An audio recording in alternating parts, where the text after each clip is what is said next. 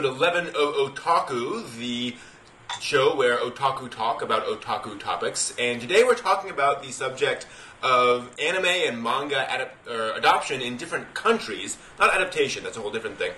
And about how just different cultures have been adopting anime and manga at different rates. And I have with me this week the wonderful Ed Sizemore. How you doing, Ed? Good, how you doing? Doing well. And Matt Dixon. How you doing, Matt? I'm doing fantastic, thank you. That's very good to hear. I said it in a very strange voice, like, hello, I'm a British person. Well, that's appropriate, considering what we're talking about is sort of that adoption, and I'm coming from it from that sort of that American perspective, where we basically got anime first, and then we got some bits and pieces of manga, really weird bits and pieces of manga too for a while, and then it sort of grew, and then manga became its own odd offshoot that became this whole big thing, sort of separate from anime. And that's really, how it is over here. But even that didn't really start until the 80s and 90s, and how that's how it's been over here. But it's certainly been different in a different country. So actually, Matt, we'll start with you. How has what's the difference between manga and anime sort of adoption over in the UK? Do you mean like when it started, or just how, like, who and what reads it and kind of thing? I guess starting with history. Well, we definitely got anime first. I think we got manga, the difference between when USA got manga after they got anime, I think is a little bigger. We got manga a little late. Okay. But it seems to have just, like taken over a lot more. We've discussed this before, that manga seems to flourish in the northern parts of England. Nearly every college kid reads manga. Yeah. Or has read a manga, mostly something like Death Note, because apparently all angsty teenagers must read Death Note, apparently. Which is unfortunate. And anime is more of is still referred to as a kid's thing. Okay. It's not exactly a nerd, it's a kid's thing, and then manga's the nerdy side of it all. Interesting. But yeah, we definitely took a while to get manga, but once we got it, we got it in a nice big heap. I didn't think we started off with that really obscure stuff. Okay. We just straight away started going in with mainstream, and then the slightly, sort of where Chibi Vampire is in the spectrum of mainstream and just completely weird. Yeah. And that's the thing, Ed, I remember back when I was first getting into manga, and this was, probably 10, 15 years ago, and we had stuff like, Shadow Star Naruto, and there was this one thing, Gray something or other, which was this rather terrible sci-fi manga about an endless war. It was just odd stuff. I think it was just called Gray, believe it or not. Was that it? Just Gray, yeah. Just Gray, yeah. Well, interestingly enough, we get anime in 1965 originally. That's true, yeah, absolutely. Yeah, we get Astro Boy 9 months after Japan got it, and then we got. Remember, Kimba is a co-production between Tezuka and NBC. Yeah, it's true, man. Wow. And then there's a gap of like 10 years. Yeah. And then you get like Battle of the Planets and Star Blazers and Robotech, that kind of stuff starts coming in. Yeah. And I know from what was it? Watching Anime, Reading Manga, the book by Fred Choate. He said that the Robotech was really where anime fandom started really taking off from one or two little people here and there, just really start organizing under the sci-fi clubs and conventions. But even back then, it was still small. Yeah. The people who like discovered things like Robotech and Star Blazers actually had a Japanese origin were fairly rare. They did a really good job of like localizing those so that you didn't know that. Yeah. Then I would say a lot of people today probably still don't know Robotech, Star Blazers, and Battle of the Planets. Yeah. Were actually all original Japanese productions that got cut up and remixed here in the States. When manga comes over in 84, I think 84 is when Akira comes over. Oh, okay. Yeah. Wow. Yeah, Akira comes over. At that time, Marvel is trying to sell superheroes to Japan, and then they discover, well, Japan has its own comic book culture. Surprise, surprise. And that's where they discover Akira, and so they bring Akira over, and they commit the two greatest probably sins that modern manga readers will never forgive. They flip it and they color it. Wow. Yeah. Yeah. Although actually Otomo loved the color, so they showed it to him and he loved it. It was very experimental. It was. I've only seen pages from it. A friend of mine actually has a couple of issues of it, but yeah, it came over and it fit. I thought it fit well with the Marvels, with their concept of mutants and some of the grimness of it. And then Shiro comes over a year later, and that's Appleseed, which first I think it's first. It's either first or Eclipse brought him over. Yeah, so it's interesting because manga starts in the bookstores, and so the stuff that comes over is stuff that they think is going to appeal to American comic book readers. So it's going to be Akira, Ghost in the Shell, Appleseed, Mai the Psychic Girl, and then when Viz tries to do stuff like Lum, man, it tanks. It tanks, really bad. And because they tried Lum twice. Wow, really? Yeah. Yeah, it's really fun. I mean, because we had done a Rumiko Takahashi Manga Movable Feast last month, and so was doing a little digging into Viz's publication history. And that's when you find out like Lum is one of the when Viz broke away from Marvel and decided to do their own line of comics. Lum is one of their first things that they bring out, and it publishes for about a year and goes nowhere. And then this is what, mid 80s? Yeah, it would have been around 87 actually, toward the late 80s. Right. And then they wait like about 5 years and they try The Return of Lum, and it doesn't do any better for them. So the original Lum didn't work. The Return probably wasn't that much of a draw. Yeah, but it's interesting because like you say, around the time that Akira is coming over as a comic book is the same time the Science Fiction Fantasy Organization, which is the first of the anime clubs, forms. And so, manga will struggle for another 10 years as anime is like really building that kind of underground fan base. Well, and the thing, too, about that is that, back then, there was, very little for any sort of girls in comics in America. So, Akira, Ghost in the Shell, Appleseed, it's got, babes with guns, it's got mecha, it's got all that kind of stuff, Masamune Shirow is definitely a male-oriented artist, especially if you've seen some of his pinups. I know. He decided to become a porn artist on us. He did. It's very, very, very disappointing. But, I'll give his credit for the fact of trying to bring in something like Lum, which is, for all of its craziness, is definitely something that appeals to a broader audience. Right. Remember, they brought over the Al Hazard manga and a bunch of other stuff very early on that was definitely not something that would sit right next to an X title. Right. Exactly. Yeah. Well, I mean, there's some good. They brought over good stuff like 2001 Nights, which is really hard sci-fi. It didn't, and it's just it's a shame when you go back and look at some of their old catalog.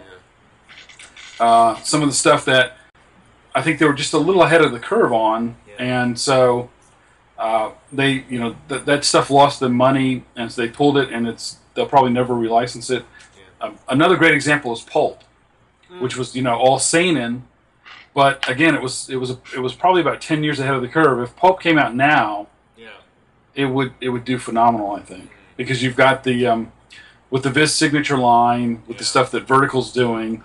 Pulp is a nice natural fit. Absolutely.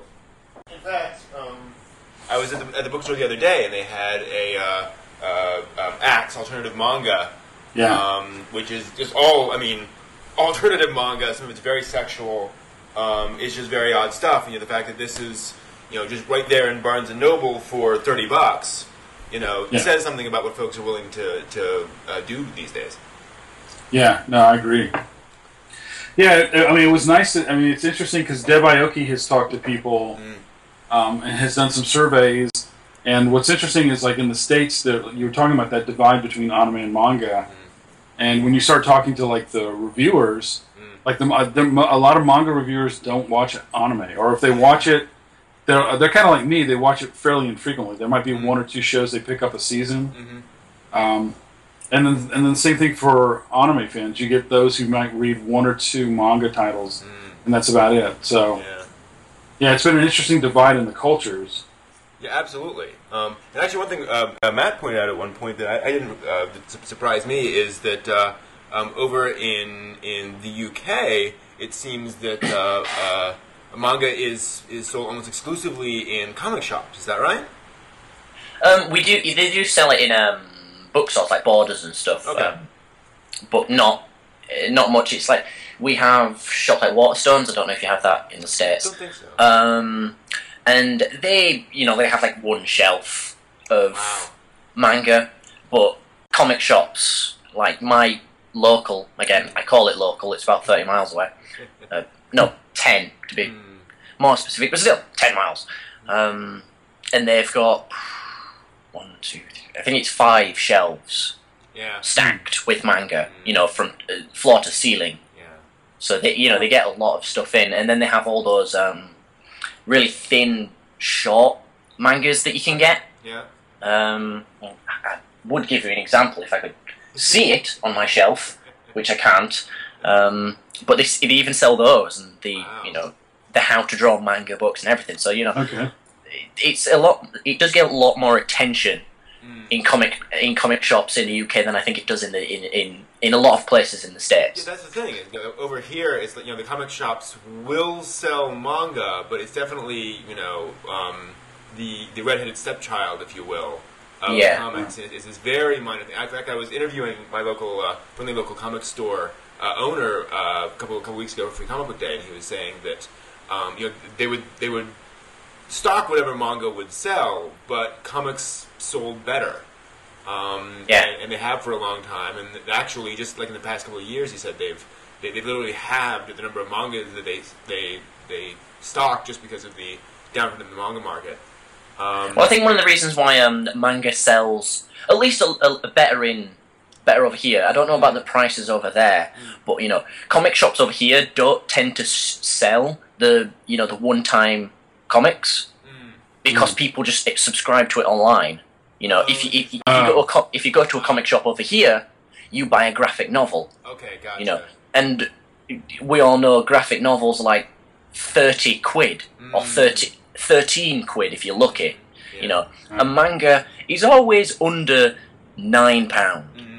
You're never gonna unless you're buying an omnibus, then you're looking at 9 quid. It's cheaper, and it's quite often that a little kid will just see something in a manga, because a manga cover generally looks prettier than a graphic novel does. So then the whole daddy buy me this thing, and because it's so cheap, they just think why not, and So I think it's a price difference and what they stock in comic shops that really affects it, because we just don't. We've got about in the local one small area, like it's basically a shelf's worth of them one-time comics, and I've seen the same one-time comics in there for months. No one buys them. Wow. They just sit there. Over here in the comic book shop, like my local comic book shop is mostly issues. It is. We just don't sell them. Yeah, that's interesting. I think that's but it's interesting that even here pamphlets are slowly dying out.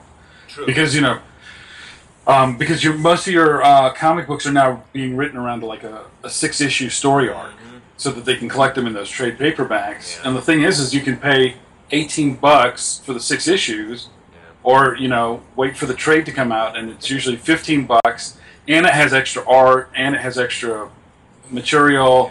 There's like interviews with the authors, or sometimes they'll publish the script from one of the from the issues, and so it's like, well, gosh, do I pay $3 more for less material? Yeah, let me do that, please. Well, that's the thing over here as well. I don't know. I've only subscribed to like 2-issue comics. That's the World of Warcraft comics, which are awesome, by the way. Just like point that out. Done by DC, actually. And they were. It's like I saw the graphic novel full version of the Ashbringer, which is one of the big arcs, and that was, I think, £13. Okay. And because I'd subscribed online, to get it sent to me, the other World of Warcraft comics, I was only paying for like a full arc, about £7. Not much. Okay. It's a lot cheaper, at least for us to subscribe on a mailing list. And that's one of the things that this owner was talking about at Phoenix Comics is that most of the buyers of those single issues are older fans who've always bought single issues. Yeah. They're the ones with the 10 long boxes sitting in storage of every Thor ever and every Spider-Man ever. And that's just what they're used to, and it's just what they like to think. But like you said, they are definitely writing for the trade paperbacks. It kind of doesn't. When the companies themselves are kind of writing everything for the format, it just doesn't make sense to switch over. There's one thing as well to think about, just on the note of the issued comics as well, is there's I think DC and Marvel definitely have an iPhone iTouch app where you can get the issue comics. You can't buy the graphic novels, but you can get your regular issues. True. So people just there might be tons of people buying issues, but they're not doing it in the same way the original issue buyers are. They're getting them all instantly emailed to their iPod for 50p a month, kind of thing. That would make a lot of sense for the issues. I mean, I would much rather saves tons of space. Yeah, and I'd much rather collect Green Hornet. A lot of these titles that I'm intrigued by, but I don't need a pristine copy sitting on my shelf.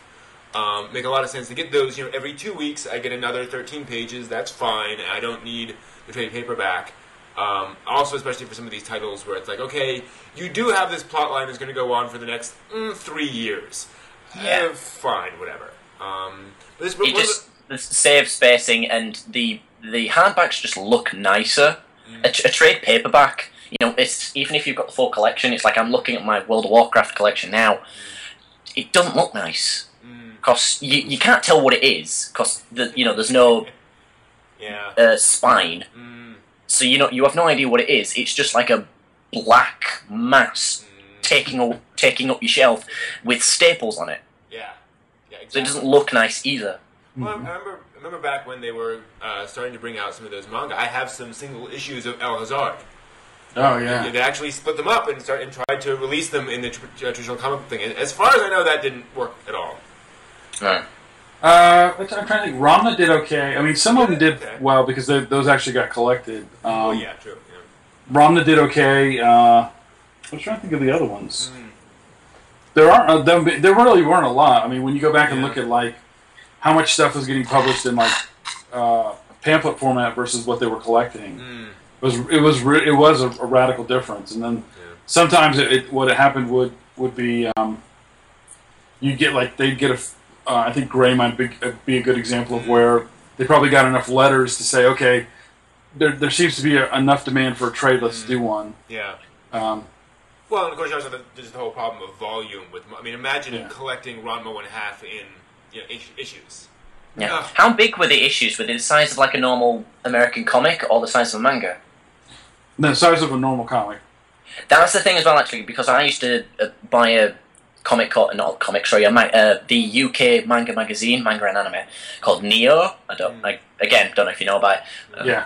That came up a bit too superior. You wouldn't know about Neo, of course not. But yeah, we have that magazine called Neo, and what they did is do manga previews, and it'd give you, the full page of a manga page, and frankly, it looked awful.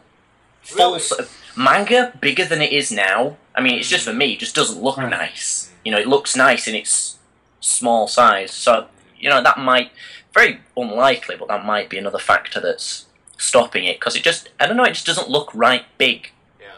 It looks nice in its little small package that it already has. Well, some of it depends on the artist too. I know, I have not. I've seen them. I did not collect them, and I'm kind of regretting it now. Viz put out an oversized pamphlet edition of all of Nausicaa, and everybody I've talked to said that is if you can get that edition, get them, because the art is gorgeous. All the details pop when you get the trade paper versions of it. there's so much of it that gets lost because they shrunk the art down. Yeah, we have those. Okay, yeah. Yeah, we have the full size Nausicaa. Again, in my local, they sell the whole thing because it's weird to see. It's like the normal sized manga, and then on its side is this set of books, and I'm like, what are these? And then I turn it over, it's like, oh, it's Nausicaa, and there's like 10 of them. Yeah. But yeah, there's And, we have them. And I'm writing a review of the manga of Nausicaa now, and I bought when it originally came out in those little packaged version. And it is amazing how condensed it is. Yeah. I mean, there's stuff that I find by having to just sort of zoom in on the artwork and just really look at it really closely to notice all that stuff, because that just wasn't how it was originally published. It was published in Animage or Animage in these huge, magazine size. So it just made sense for that. Also, as I recall, the reprints have it in the original brown ink style, oh, right, which is nice compared to the sort of the black version. But yeah, it's odd. There's really been a lot of, and that's actually one of the other issues is that manga does not get published in the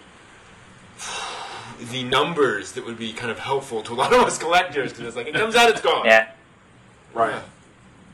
Well, I mean, when you're talking to a lot of the people, unfortunately, not trying to get numbers out of the U.S. company is impossible. Yeah. But my impression is if a book is selling, let's say, 10,000 units, then that's doing really well. I know that for the smaller press companies, their break-even point is around 3,000. Okay.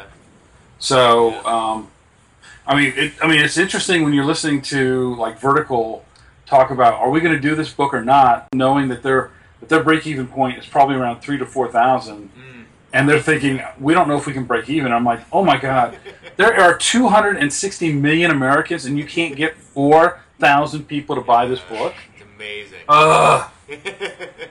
Here's all of Tezuka. Here. That's right. Start reading now. Yeah. So and they've tried. I mean, like they did Buddha in the hardcover. I mean, there are some experiments with hardcovers. I love those. I do, and I'm so happy I have them. You're lucky. Well, I got them as they came out through the comic stores. Yeah. So the new one that's beautiful is Bride Story. Oh, I need to pick that up. From Jens Press. Oh my God. It's the creator who did Emma. Oh wow! Yeah. And it takes place in the 19th century in Central Asia, and literally, it's one of the few times that I can actually be very literal and say the art is breathtaking. You will open that first page and go, wow, and then you just start flipping it and you go, oh, there's a story I'm supposed to be reading, isn't there? This is Who cares? Oh my gosh, it is. It's like an art book. It's just you just linger on all the pages. She really trusted Yen Press with the stuff. Yen Press for me so far has been, there's a few stuff that's out of my taste, like the yaoi stuff they publish, but anything that's in my sort of vein, Yen Press has always been just spot on kind of thing. Yeah, really Vertical Signature is the other one I like a lot. And Viz, not Viz, but I should say Viz Signature and Vertical, but like the Pluto was done exceptionally well. So actually, and so is 20th Century Boys. Yeah. Particularly the color pages in Pluto were phenomenal. Yeah, because I was really impressed because they were done as pastels, and my first thought is like, oh God, you're gonna get an American publisher to try to do pastels in a comic book. This is not gonna go well. And it looked gorgeous, and I think it's the 7th or 8th volume of Pluto. There's some surprises in there where yes. where it was really funny because somebody had written a review and had mentioned the sport, and I was like, you got to put a spoiler on that, because when you get to that page, if you know what's coming up, it kills the impact. And she's like, I'll take it out of the review. You're right. Good. And I was like, that's they. The Signature line which is at a higher price point, is so worth it. As far as getting stuff right, and I think that's the problem. I think where manga is right now is on that. Trying to, I mean, they would love to obviously do like Japan's numbers, selling like 2.5 million copies of One Piece. Sure. But I think part of it is they're beginning to understand that per week. Yeah, per week. I know they're beginning to understand that there's on one level you've got the teen market, and they just want cheap books as quickly as you can put them out. Yeah. But then there really is a prestige market. Which are people like myself who are over 30, and I'm over 40, so who are looking for things that they, I'm not scared to have manga on my bookshelf, right? But I do want it to look nice on my bookshelf. Yeah, I think we've all seen some of these manga releases where it's like that's a bright color. Yeah. And you put that on there and it's like,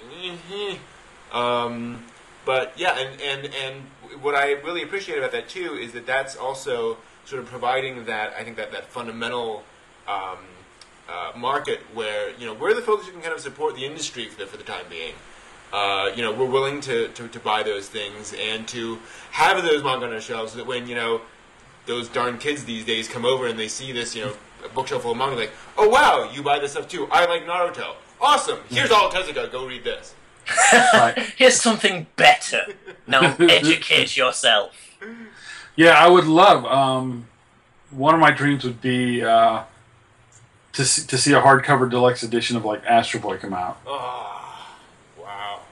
But yeah, something big and thick the way they did Buddha, where you could put like 3 volumes in a book. Oh, that would be gorgeous. Especially with those fantastic spines on Buddha. Oh. Where you see the faces of him all through time. Right. It's just, And since Astro Boy has all of the star system essentially in it, it's perfect for that kind of treatment. Yeah, that would be stunning. Yeah. What are the sort of the publishing numbers on Astro Boy? Do you have any sense of how well that's sold? Well. Everything sells well in its first and second volume. It's the succeeding volumes that you get decreased return on. Yeah. So they published like 98 volumes of that thing. So well, I know that currently Dark Horse still has they omnibused the first 6 volumes. I want to say I'd have to look at it again. I'm trying to remember if it's volumes 1, 2, and 3 are in one edition, and 4, 5, and 6 are in the second edition. But they're keeping the first 2 omnibuses in print. Everything else has gone out of it. Okay. Which is a real shame because there's some great stories. Oh yeah. The nice thing is that currently The Greatest Robot Ever is still in print. So good. Which makes it as a nice tie into Pluto. I was just gonna say, man, that doesn't come for a little while. Right. But there's lots of great stuff in Astro Boy that's working. Well, anyway. Yeah.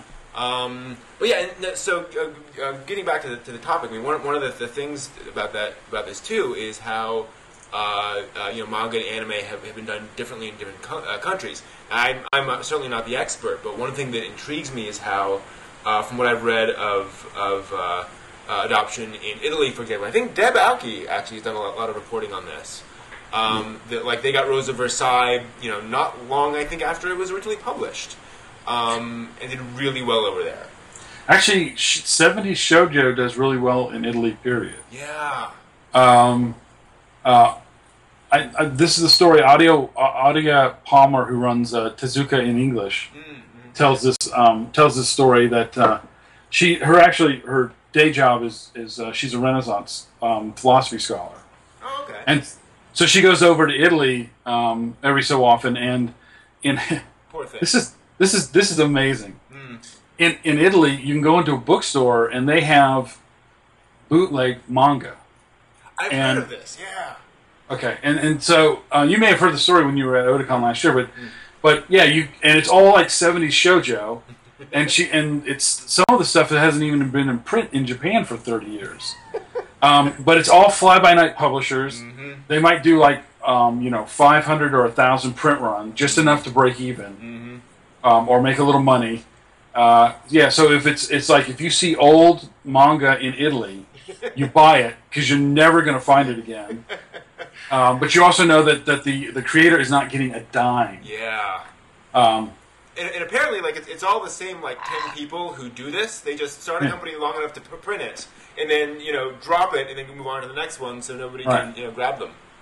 Yeah, it's crazy. But they got into manga and anime actually very early. The French did too, actually. Yeah.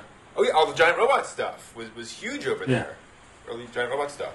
Well, and again, Rosa Versailles. If you go to the French Amazon site and type in Tezuka, you will weep. Oh my! They already have Unico. They already have all the Unico volumes. Wow. I mean, they have all of Princess Knight, all of Unico, all of Buddha. They have this really early obscure stuff, which is never going to see print here, like Crime and Punishment and New Treasure Island. I was like, oh, you guys are killing me. Time to go learn French. Yeah. I know. It's all a secret plot so Rosetta Stone makes more sales. So. I believe it. Yeah, it is amazing to see some of the cultures that kind of, adopted that early. Yeah. Again, it's almost like it's just shoujo in France. Obviously they sell other stuff as well, but that's what really took hold over there. Whereas over here, it's a lot harder to sell that stuff, anime or manga form. Certainly in large scale. We get the occasional success like Oran, for example, or Hitalia, although that's not technically shoujo. But there's just these things just don't really grab over here. But then like in Asia, Gundam is hugely popular in Korea and China and so forth. But it doesn't really make a splash anywhere else. Yeah. Well, and if we talk about manga, remember Tokyo Pop's only active publishing division is in Germany. Yeah. Of course, the fact that Stu Levy is actually not involved in its day-to-day operations, coincidence? I think not, but... But yeah, so Germany has a good manga culture too. So yeah, it's interesting. In the States, at least, I can't speak for England. Comic books were ghettoized for so long. True. Again. Well, we had the big event here was Frederick Wortham in the 50s, who wrote a book about how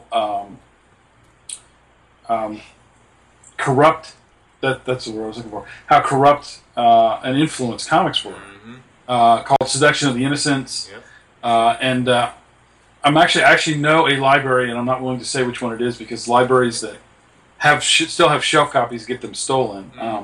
But I know a library that has a shelf copy, so I actually got to read the book. Really? Yes. So I actually got to read the book, and it's an amazing book. And again, it comes out in the mid-50s, and he's saying things like, well, I think that comics might turn kids into homosexuals. It might make them overly violent. He's really pinging at all the right points. And so he gets the Senate subcommittee on comics and juvenile delinquency. Yeah, and to be fair, one thing folks don't I think understand about comics at that time, which a lot of folks do once they get into comics, is if you've seen some of this stuff, some of the horror stuff from the 50s, which were being marketed to any age, and it's like here's a somebody gnawing down on a rotted brain, and there's blood and entrails everywhere. And there was some really serious stuff, and the publishers said, we're not trying to sell this to kids, but because there was no division between any of them, there was this perception that this was being sold right next to Adventure Comics. And this is beginning to sound. Doesn't this begin to sound a little familiar? Maybe like Tokyo is kind of going through something similar, where you have parents groups rising up saying, look. you know, you don't want us to label this stuff, but we actually don't want our kids picking up stuff that looks innocent on the cover and then it's, you know, lolicon inside. Mm-hmm. Yeah. You know, books like, you know, My Wife is an Elementary School Student. and folks, that's the actual name. I know. See and that's the thing. I was like, when I was reading some of those titles, I went, when the titles that you make up are worse than the ones that I was making up when I was mocking you, you win. You win. It's over. I quit. So yeah, so Japan is going through something. It's really interesting. They're going through something similar in that regard of because comics still get sold in fairly large numbers in like convenience stores and little family stores. Yeah, 7-Eleven. And yeah, like 7-Eleven, and so you know, keeping them and for them it's again just like it was for EC. It's all about sales because originally, remember, you bought comic stores either at a newsstand or you bought them at a drugstore. Yeah. And so the question was if the drugstore or the newsstand guy had to keep your comics under the table, he wasn't going to order them because there's no reason for him to do that. And so the same thing with the guys for if it's a family-owned convenience store, if it's like, well, look, I can either stock all the all-ages stuff or I can keep some stuff behind the counter. Well, screw that. I'm not going to deal with that hassle. I'll just stock the all-ages stuff. Especially when these convenience stores are usually, in quiet neighborhoods of people with, lots of kids, where, they know that, those mothers who come in are going to be the ones who complain if they see something there, or even if they see them selling something like that. Yeah, and there are enough of them around that you don't want to alienate a customer base because they'll just go 2 blocks further down and shop there. So I mean, it's a really interesting dynamic over there too. So but you're absolutely right. I mean, comics were ghettoized for such a long time, and the Comics Code and so forth, and it took until what was that Green Arrow, Green Lantern comic that got published, where they refused to put the Comics Code Authority seal of approval on it. They really started breaking it up. Yeah, I mean that's a good example. But unfortunately, the problem was that was early '70s, and the only people who really knew about it were the comic culture because by that time, comics were kind of confined to their own little corner of the universe. Yeah. I mean, it's not really until to be honest, it's probably not until recently with the slate of like superhero movies. Yeah. Starting with like Superman. Yeah. Fantastic Four, where people are starting to come back to say, let's take a look at comics. Of course, the problem with that is like, okay, well, you want to read, you see Iron Man and you think it's a great movie, and you're like, I can't wait to read the Iron Man comic. Oh, wait a minute, the comic's nothing like the movie. Yeah. Why is there rape and murder in this comic? Welcome to comics, yay! They're not PG-13 anymore. Right, exactly.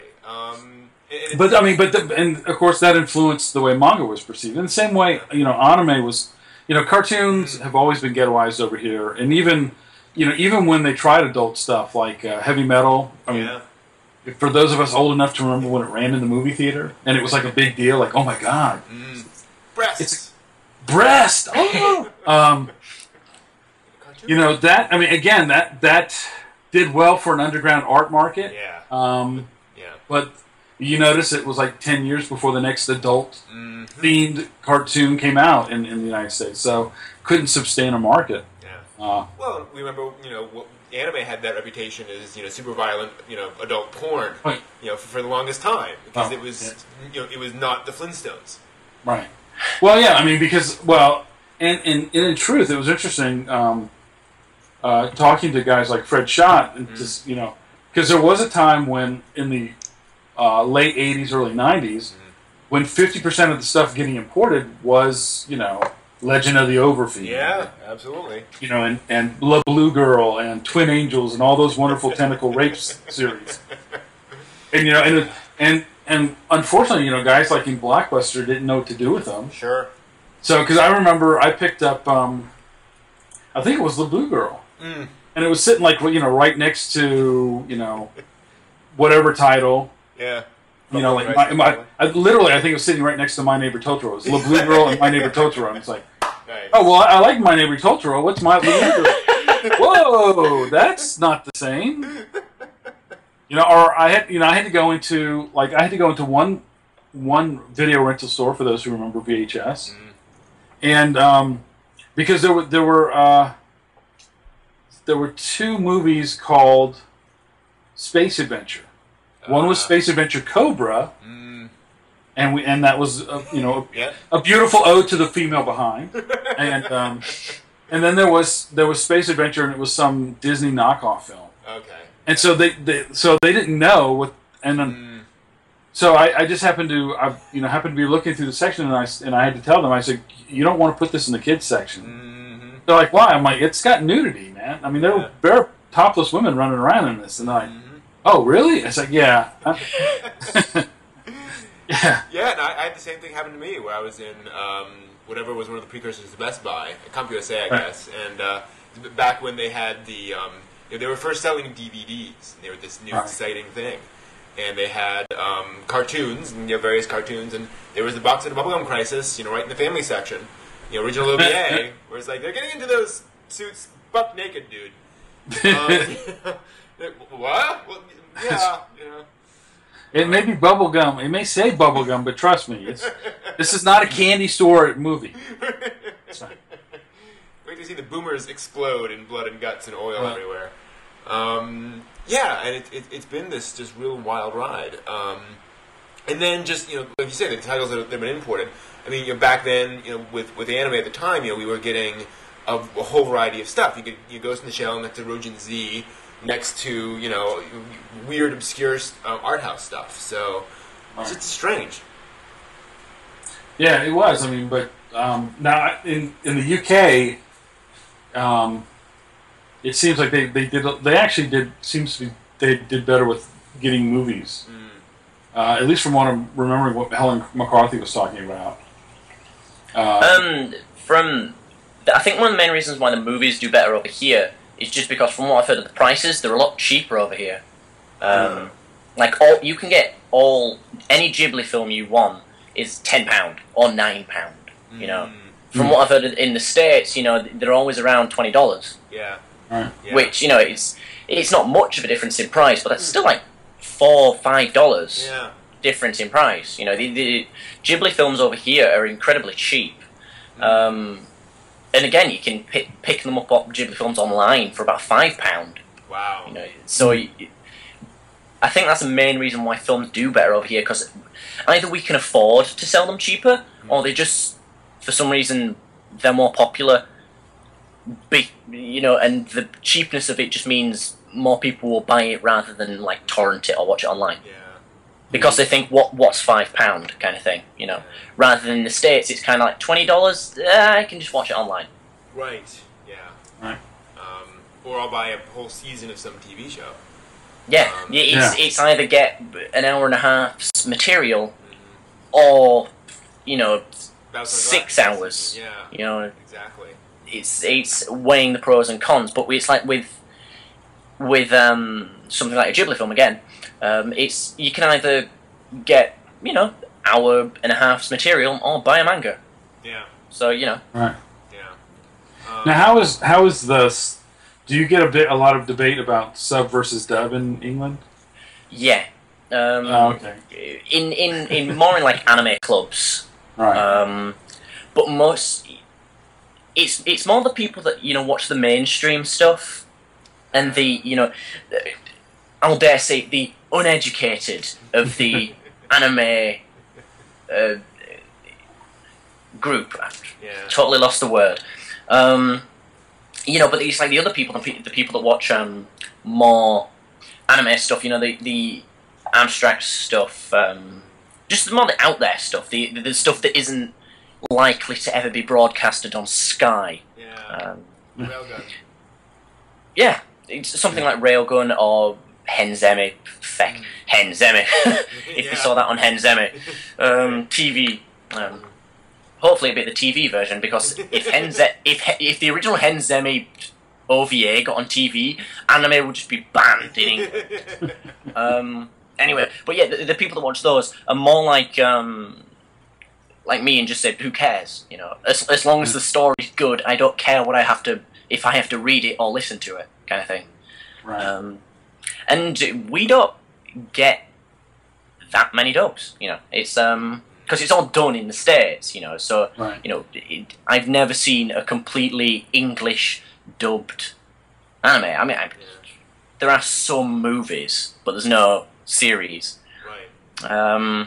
You know, so it's all done in the States. So then it's the states have got to send it over here, so they've got to pay to do that, and England's got to pay to have it brought in.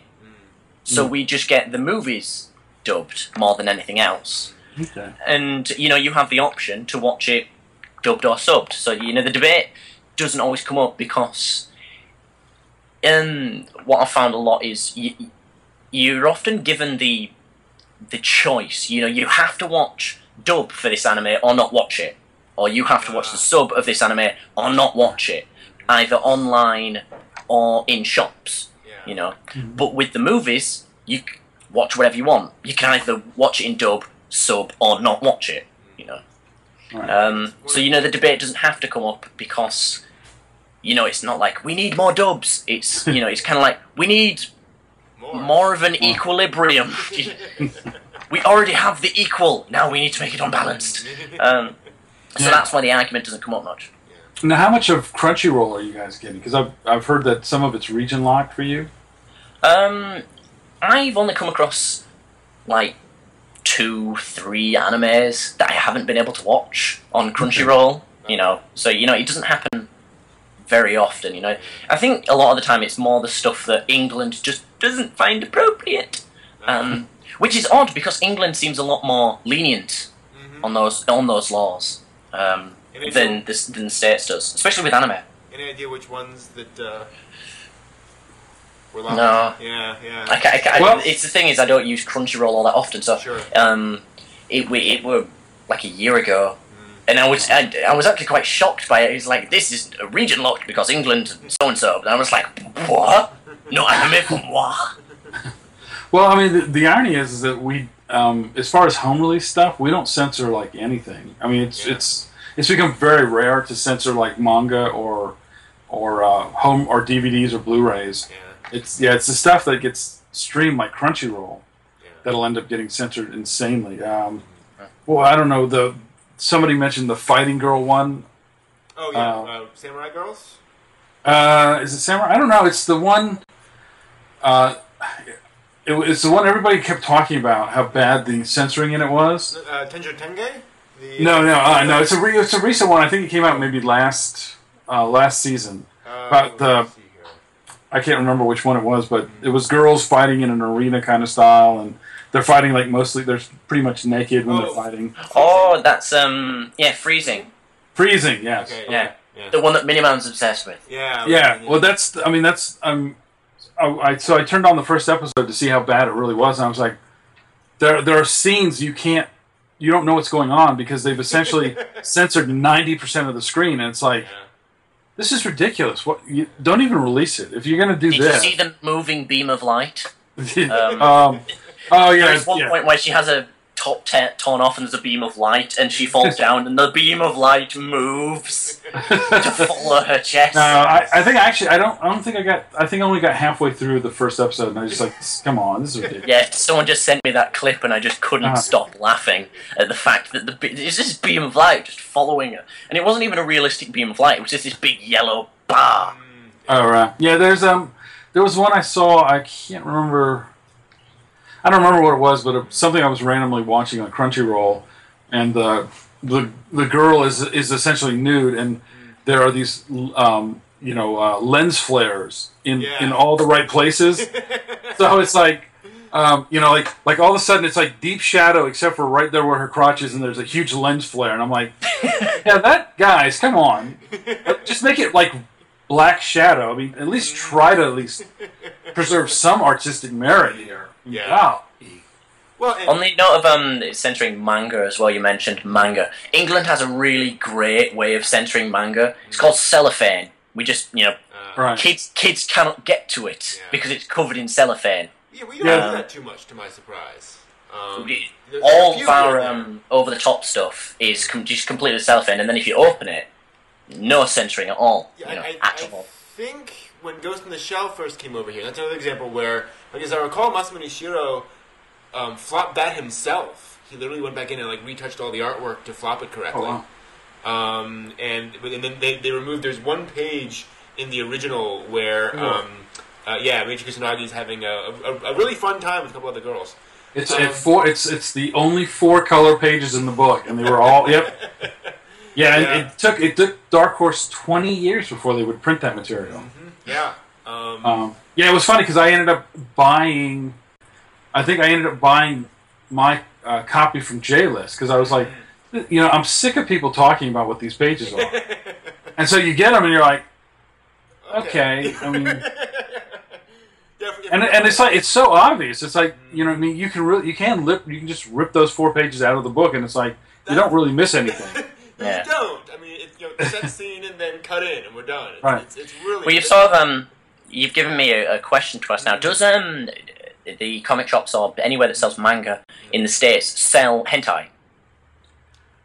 They do, and it's in a back room. I mean, we openly sell it right next to stuff. See, there are there's a lot of local laws, and this is where I think maybe it gets a little bit different. Yeah. The federal law is pretty much publish what you want. Yeah. But in the federal system here, in the way the legal system runs is, the rule is localities are allowed to censor what they find to be objectionable, and so it's and this is I think this is going to end up getting changed. I mean, I really do think the Supreme Court's going to end up getting rid of this clause. But currently, the Supreme Court has it so that if you take it to trial and you have a jury of 12 people and they look at the book and they can't find any artistic merit, then it's considered obscene. Mm-hmm. And this was part of the whole problem with Chris Hanley when he got arrested for the Lolicon, because the question was, look, if you show this to 12 people, just 12 random strangers off the street. We're going to lose the case. This is obscenity. There was there's just no way to try to say no. There's artistic merit in the fact that this 17-year-old boy is having sex with his 6-year-old sister. Yeah, it's not going to happen. Although of course it's always his stepsister. I was like, no. Yeah, right. That makes it okay. That makes it okay. So that's where you get the censorship stuff, and and a good example is. Just simple problems that we've had with censorship in comics is about 3 years ago on a free comic book day, I think one of the publishers was publishing a kind of fictional biography of Picasso. Okay. And in the free comic book edition was apparently a fairly famous scene from Picasso's life, and he's working in a studio nude, and he does some kind of business deal. I did hear about this somewhere, yeah. Yeah, and in Texas, they didn't realize that there were some of this stuff was adult rated and some of it was kid rated, and so they were just giving out the free comics to go past. Yeah. And of course, the one kid who got the wrong comic has got the mother who takes it right to the police, and the guy ended up getting arrested and having to pay huge fines, and they threatened for him to lose his business license. It was crazy. Or even for a while, it was you essentially, if you owned a comic book store in certain places of the country, Texas is a good example. I think Georgia was another place. Florida is another place. If you owned a comic book store and you were within what was considered a reasonable distance from an elementary school, you couldn't sell adult comics because the community would just come down on you, and they would. The social pressure was such that it was like, if you tried to sell that stuff, you'd get drummed out of business. Mm-hmm. So, but I can tell you, there's two comic stores here in Richmond that actually have adult rooms, and it's literally. There's literally a door. It's interesting. They have a big window so you can see who goes in, but there's a big sign on the door that says 18 only, and You know. Interesting. You know, the little kid can't say, "Oh, I wandered back here by mistake." Really? The big stop sign meant nothing. Yeah. In our area, we had we have a used bookstore that sold a fair number of comics, a large store actually. And the way they did it is they would have big shelves up above the counter. So when you went up to sell, they had just these huge, like I think a double stack of things, and that's where they had all of the more adult stuff. So even if you were an adult, you had to go and say, "I want that," which I think probably cut down sales in and of itself. Well, now, like my local comic store, you take stuff like even the DC and the Marvel stuff, the stuff that gets rated like Max. Yeah. Like the Max books or some of the Vertigo books. Yeah, they have a rack, like you have the new release rack, and the top of the rack is, you know, literally 6 foot high, so kids can't reach it. Yeah. And that's where all the, you know, what they label the mature titles. So, you know, like they stock from hell, but if, you know. Nice. Yeah. You have, you know, if a little kid wants to look at it, he's either going to have a really good jump, or somebody's going to have to hand it to him. Yeah, either he is a superhero and can just jump 6 feet. Yeah, I always like that. Actually, at the Holocaust Museum, they have that. Some of the really disturbing footage they have on videos on the floor, surrounded by concrete barriers that are like 5 feet high. So you have to literally like look over it to look down to see the stuff. Which I thought was a very appropriate way of just using the natural physical height thing of saying there's got to be something else going on there. Yeah, we generally just have the with manga, because obviously anime movies over here and anime series all have ratings, but manga over here obviously doesn't have an open like rating sticker. So the rule generally is if it's cellophaned and you're under 18, you no have manga. Okay. Because a lot of the manga that is inappropriate but isn't cellophaned, because it's only the sex really that's sexy mangas that are cellophane sexy shouldn't really be the word that I use. But any manga with sex in it is cellophane. Okay. But there is stuff like Berserk and stuff like that. That quite often, you know, you'll see a 10-year-old walk up to the counter and hand them it, and they'll just be like, "Yeah, go on then." There's no sex, so you're okay. That's right. Disembowelment, not a problem. One breast? No, I'm sorry, kid. If there's nipples involved, you're not allowed to see it because you might poke your eye out, but that's not the point. You know, blood and gore. Well, at least you'll be disturbed, but you won't rape anyone. That's all that matters. See, in the bookstores are very leery about selling any of the adult stuff. Like, the same thing happens here. Is if it gets rated older teen, which is 16 plus, it gets cellophaned. And a lot of bookstores just don't want. I mean, particularly local bookstores just don't want to deal with it because they'll say, I mean, because it just causes them problems. Because I mean, Richmond's a good example. Richmond has a very strong conservative Christian community, and you know, you don't want them, you know, busting open a copy of Ayako or or MW Move from you know. I mean, jeez, MW. Yeah, so I mean, stuff like that. I mean, they just don't touch because it's easier for them. If you want to special order it, fine. Then they have real control over whose hand they're putting it into, as opposed to, you know, because let's face it, all of us have been into in the manga section where, you know, 8 copies of a particular volume are cellophane, but 1 isn't. Yeah. Because somebody's taken it off the shelf, ripped off the cellophane. Yeah. That did actually happen recently to me in a not WH Smith, in a Waterstones. I was just shopping around Leeds with a friend, and it was this certain manga that it's called Sun Robe or something. It's a manga that always gets recommended to me on Sundome. Sundome, excuse me. There you go. Sundome, yes, I know Sundome. It always gets recommended to me on Amazon, and I'm like, I don't want this. I'm buying bloody Yozakura Quartet. Where do you get freaking porn from? But anyway, you know, I had always wanted to know how far it went. Yeah. And, you know, I actually they had tons of the issues, just, you know, no cellophane, so I just spent like 20 minutes just browsing through them all. And surprisingly, it's not as bad as it's not as intense. It's not like the online stuff. It's not luscious. Oh, right. It's naked breasts, but there was never, as far as I can remember, I may have blocked the trauma out of my mind, for all we know. But putting aside that the art was horrible, it was just, it was like constant sex, but there was no actual sex. Right.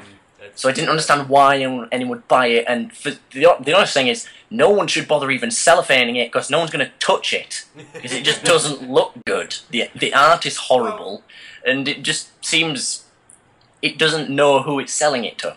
And the other thing too, though, is like my local comic book shop, Cellophane Dorothy, or however you want to pronounce it, which is this, sort of middle of the road fantasy manga, which I bought for the art. I was like, this looks pretty. There's nothing. I don't think there's even. There may be nudity, but even there, it's like glowy female nudity, where like there's no detail. It's just like an outline, basically. Yeah. And so I was like, that's Sailor Moon. I don't see why that would be a big deal, but apparently, it got labeled 16 plus for some reason, and it got cellophaned. Well, and originally, if we're talking about like one of the things that happened here, that companies had to do was they had to change their rating systems. Because it used to be that Viz and Tokyo Pop were doing a volume by volume rating system. Oh, that would explain it then. Yeah, and so for some series, those first couple of volumes are like, you might rate it like 15 or 16 because the author's trying to develop an audience, and then it settles down. Yeah. But then there are other series, Nana being a good example, where it starts out with people who aren't in a committed relationship, then they get in a committed relationship, and so she's being very honest about all aspects of the relationship. Well, all of a sudden you got to start bumping that up to 16 and 17, and the problem was, particularly Nana's a great example. Nana really started to develop this great shoujo audience, and then around book 7, because she was watching those relationships mature, and now she was dealing with their sex lives. Boom! They had to start. They jumped the rating up, and they started cellophaning it, and all of a sudden you had all these 14-year-old girls who couldn't read their favorite manga because they had changed it, and so a lot of places, Viz and all of them realized, okay, we can't do this volume by volume. We've got to start looking at the series as a whole, and if there's one scene that's 16 plus, then we've got to label everything 16 plus, even if you got 20 volumes of a manga and only 20 pages of that is going to qualify. Just because we can't risk having somebody, even though you're going to win the lawsuit, you still don't want that nasty publicity. So. Oh yeah. Well, imagine the 14-year-old girl trying to explain to her parents, "It's fine. It's fine. Why is it wrapped in cellophane? It's okay. What have you been reading?" That's when she says, "Well, Mama, you told me you got to wrap that rascal." Well, and this bit 7C is right in the butt with Kurono no Jikan.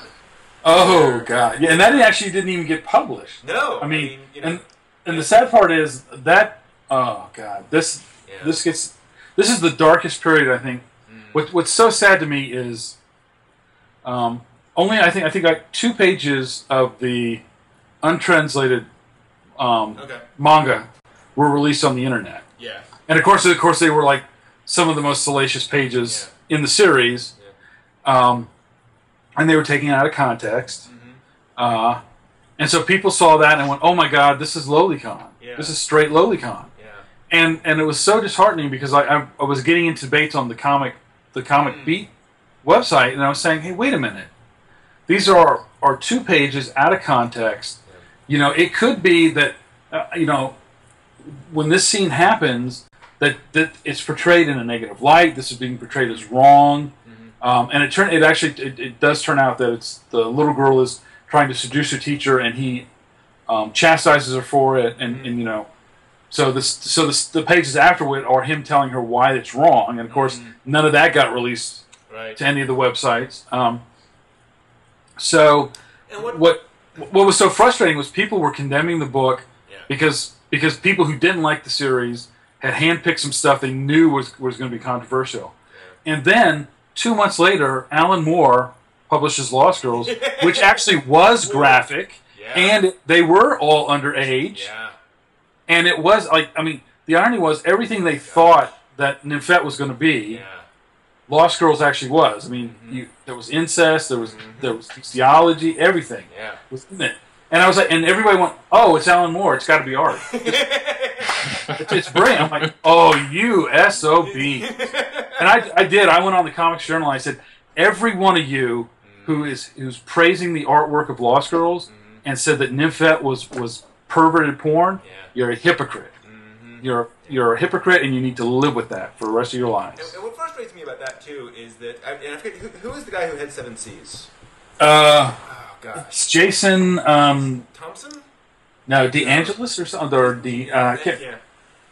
So I remember when this all came out, and he said basically, it came to the office. He read like the first volume. It seemed fine, a little risque, but fine. Yeah. And he decided to license it, and then they were starting to get some feedback on the internet of this gets a little weirder.